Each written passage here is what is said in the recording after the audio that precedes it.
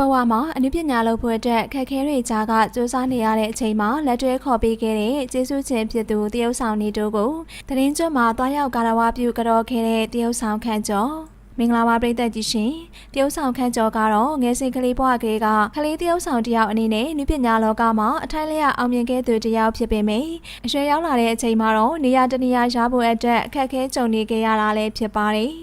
တရုတ်ဆောင်ခန့်ကျော်ဟာတရုတ်ဆောင်တယောက်အနေနဲ့ဇာတ်ကားပေါင်းများစွာရိုက်ကူးခဲ့ဘူးသူဖြစ်တယ်လို့ရုပ်ရည်အားဖြင့်လည်းပြည့်စုံသူတယောက်ဖြစ်ပေမယ့်တရုတ်ဆောင်ကောင်းတယောက်အနေနဲ့ကောင်းမွန်တဲ့နေရာတနေရာရဖို့အတွက်ကတော့ခက်ခဲခဲ့တာပဲဖြစ်ပါတယ်ပြီးခဲ့တဲ့နှစ်ကကျင်းပပြုလုပ်ခဲ့တဲ့မြန်မာနိုင်ငံရုပ်ရှင်အစည်းအရုံးရဲ့အကယ်ဒမီဆုရှင်မြင့်ပွဲအခမ်းအနားမှာလေတရုတ်ဆောင်ခန့်ကျော်ကရွှေတူအနေနဲ့တွားရောက်ရှင်ပြိုင်ခဲ့ပေမယ့်ရွေးချယ်ခံရခြင်းမရှိဘဲညှင်းပယ်ခံခဲ့ရတာပဲဖြစ်ပါတယ်ခန့်ကျော်ဟာအနုပညာလောကထဲမှာကောင်းမွန်တဲ့နေရာတနေရာနဲ့ဝင်ရောက်ဖို့အတွက်ဇာတ်ကားတွေအများကြီးပါဝင်ခွင့်ရဖို့အခက်အခဲများစွာရှိခဲ့ပြီးစူးစမ်းနေရတဲ့အချိန်မှာ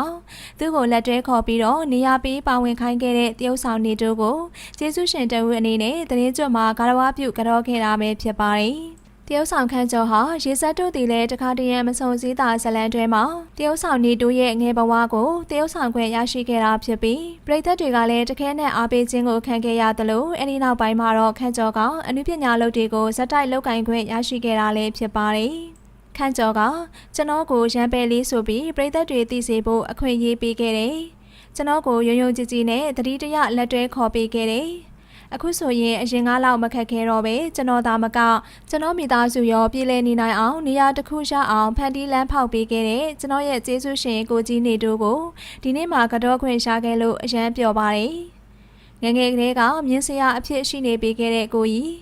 အခုတွေ့တော့လေလိုအပ်ချက်တွေတင်ပြပြောပြပေးတဲ့ကိုကြီးရဲ့စကားတွေကိုနားထောင်မှတ်သားပြီးရှေ့လျှောက်မှာကိုကြီးလိုတော်တော်ထက်မြက်သောနုပညာရှင်တယောက်ဖြစ်အောင်စူးစမ်းသွားပါမယ်ခင်ဗျာကိုကြီးပေးတဲ့ဆုနဲ့လည်းပြည့်စုံရပါစေခင်ဗျာဟုဆိုကတရုတ်ဆောင်ခန့်ကျော်ကနေတိုးကိုတွားရောက်ကြော်ဖြစ်ခဲ့ပုံကိုပြောပြလာခဲ့တာပဲဖြစ်ပါတယ်